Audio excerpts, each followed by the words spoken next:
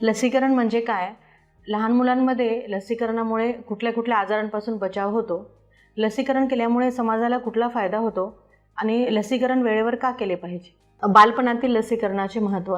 अलीकडच्या काळामध्ये लसीकरणाचे महत्त्व हे अधिक स्पष्टपणे जाणवू लागले आहे. लसीकरण हे आधुनिक वैद्यकीय विज्ञानाचा महत्त्वाचा पाया आहे. लसीकरणामुळे अनेक जीवघेण्या आजारांपासून मुलांचे रक्षण करणे, त्यांना प्रतिबंधित करणे असे शक्य झालेले आहे. लसीकरणामुळे मुलांची प्रतिकार क्षमताही वाढवली जाते आणि त्यामुळे अनेक गंभीर आजारांपासून मुलांचे संरक्षण केले जाऊ शकते. या व्हिडिओमध्ये आपण लहान मुलांमध्ये लसीकरणाचे महत्त्व काय आहे याबद्दल अधिक जाणून घेऊया.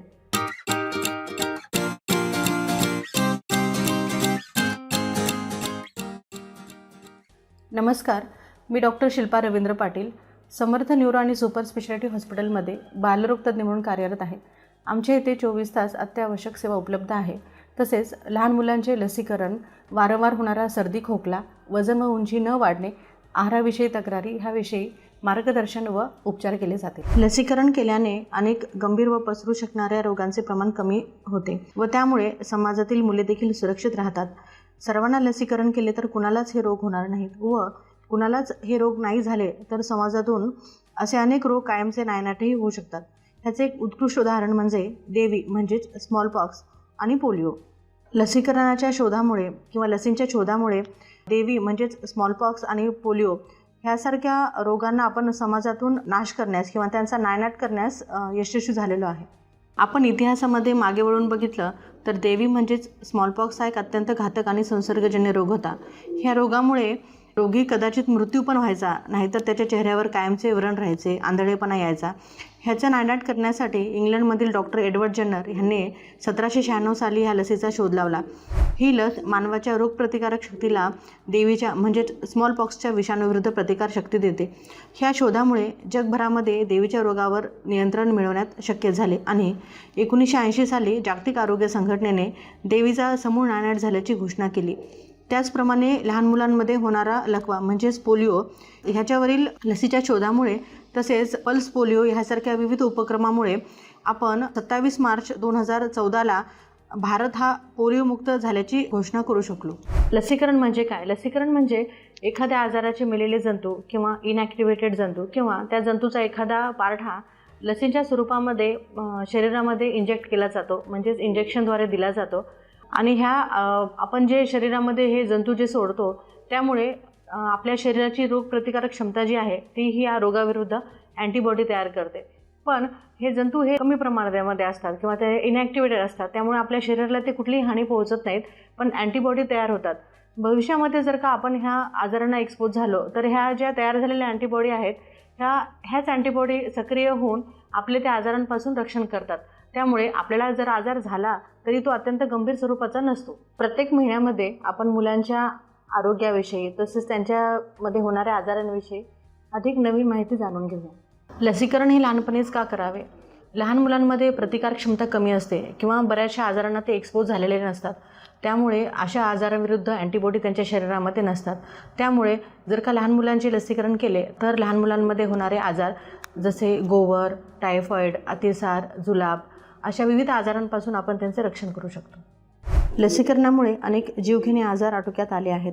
लसीकरणामुळे मुलांना आजार होत नाहीत किंवा मुलं आजारी पडली तरी त्याची तीव्रता कमी असते. लसीकरणामुळे पोलिओ, कावीळ, डिफ्थेरिया, गोवर यासारखे रोग नियंत्रित करण्यात यश आले आहे. अशा प्रकारे लसीकरणाचे सार्वजनिक आरोग्याच्या दृष्टिकोनातून अनन्यसाधारण योगदान दिले आहे. लसीकरणामुळे मुलं कमी आजारी पडतात किंवा आजाराची तीव्रता कमी होते. त्यामुळे येणारा जो शारीरिक ताण किंवा आर्थिक ताण आहे तो बऱ्यापैकी कमी होतो. तसेच लसीकरणामुळे असे काही आजार आहेत जे संसर्गजन्य आहेत आणि एका व्यक्तीकडून दुसऱ्या व्यक्तीकडे पसरू शकतात. तर वेळीच लसीकरण केल्यामुळे किंवा जास्तीत जास्त लोकांच्या लसीकरणामुळे अशा ह्या संसर्गजन्य आजारांना बराचसा बांध लागतो, म्हणजेच ही आजार इतर लोकांपर्यंत पोहोचत नाही.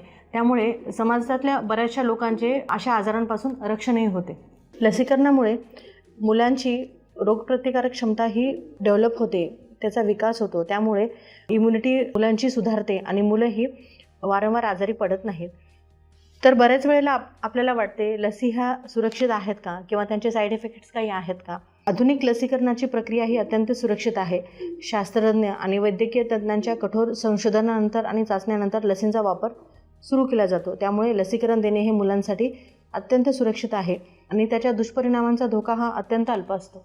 बऱ्याच वेळेला आपण बघतो की प्रत्यक्ष आणि अप्रत्यक्ष संरक्षण लसीकरणामुळे फक्त तो व्यक्ती नव्हे तर आसपासच्या इतर व्यक्तीही सुरक्षित राहतात. ह्यालाच हर्ड इम्युनिटी असेही म्हणतात. हर्ड इम्युनिटी म्हणजे समूहामध्ये किंवा कळपामध्ये प्रतिकार क्षमता येणे. तर हर्ड इम्युनिटी म्हणजे काय? हर्ड इम्युनिटी म्हणजे जर का समाजातील बराचसा भाग हा एखाद्या रोगाविरुद्ध लस घेत असेल तर समाजातील संपूर्ण भागाला इनडायरेक्टली त्या रोगाविरुद्ध इम्युनिटी किंवा प्रतिकार क्षमता येते. ह्यालाच हर्ड इम्युनिटी असेही म्हणतात. हर्ड इम्युनिटीमुळे समाजातील जो भाग जो लसी घेऊ शकत नाही, उदाहरणार्थ नवजात मुले किंवा वयोवृद्ध व्यक्ती किंवा काही व्यक्ती ज्यांना इम्युनोसप्रेसंट थेरपी चालू असेल किंवा प्रतिकार क्षमता त्यांची कमी असेल तर अशा वेळेला त्या लसी घेऊ शकत नाही. तर अशा वेळेला हर्ड इम्युनिटी ही फार महत्त्वाची ठरते. पोलिओ किंवा काही संसर्गजन्य आजारामध्ये हर्ड इम्युनिटी ही महत्त्वाची ठरते. बालपणातील लसीकरणाचे महत्त्व पालकांनी ओळखून मुलांचे लसीकरण हे वेळोवेळी केले पाहिजे. लसीकरणामुळे केवळ मुलाचेच संरक्षण होत नाही तर संपूर्ण समाजाचे संरक्षण होते. तसेच मुलांचे अनेक गंभीर आजारांपासून रक्षणही केले जाते. तसेच समाजाची व कुटुंबाची आर्थिक स्थिती सुधारते आणि कर्तव्यक्षमताही वाढते.